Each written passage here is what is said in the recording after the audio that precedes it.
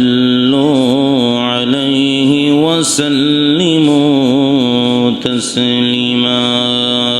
اللهم سيدنا مولانا محمد وعلى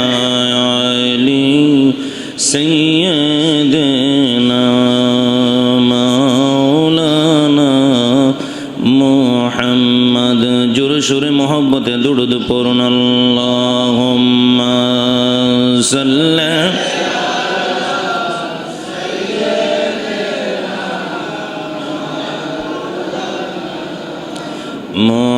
محمد وعلى علي سيدنا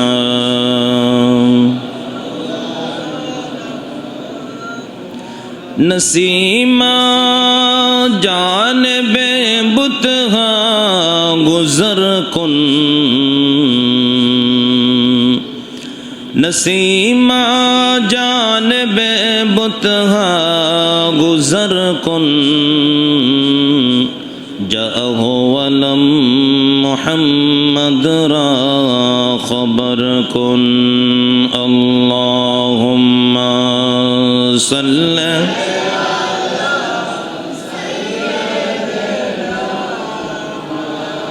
لنا محمد وعلى علي سيدنا محمد لا إله إلا الله لا إله إلا الله لا إله إلا الله لا إله إلا الله لا إله إلا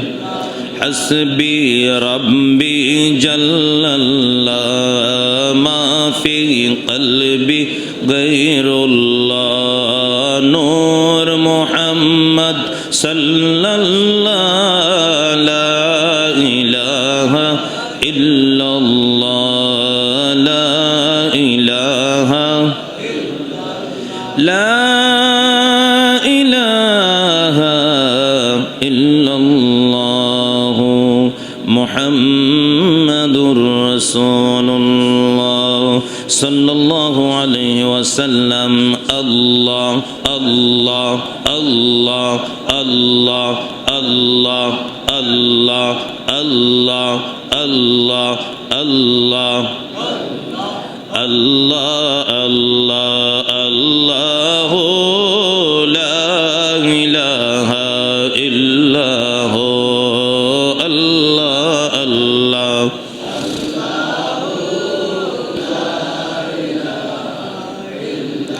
जिब्रिल आए जुला जुलाने लोहरी दीजी शान सोजा सोजा नूर मुजासम रहमत का सुल्तान नबी जी अल्लाह अल्लाह ला इलाहा इल्ला हु अल्लाह अल्लाह अल्लाह ला इलाहा इल्ला हु ला इलाहा इल्लल्लाह मुहम्मदुर रसूलुल्लाह सल्लल्लाहु अलैहि वसल्लम बलगल उला बिकमालिही कशफत दुजा बिजमालिही हसनत जमीउ खिसालिही सल्लु अलैहि खालिक़े कुल ने आपको मालिके कुल बना दिया दोनों जहां है आपके कब्ज़ा व इख्तियार में बलगल उला बिकमालिही كشف الدجى بجماله حسنت جميع خصاله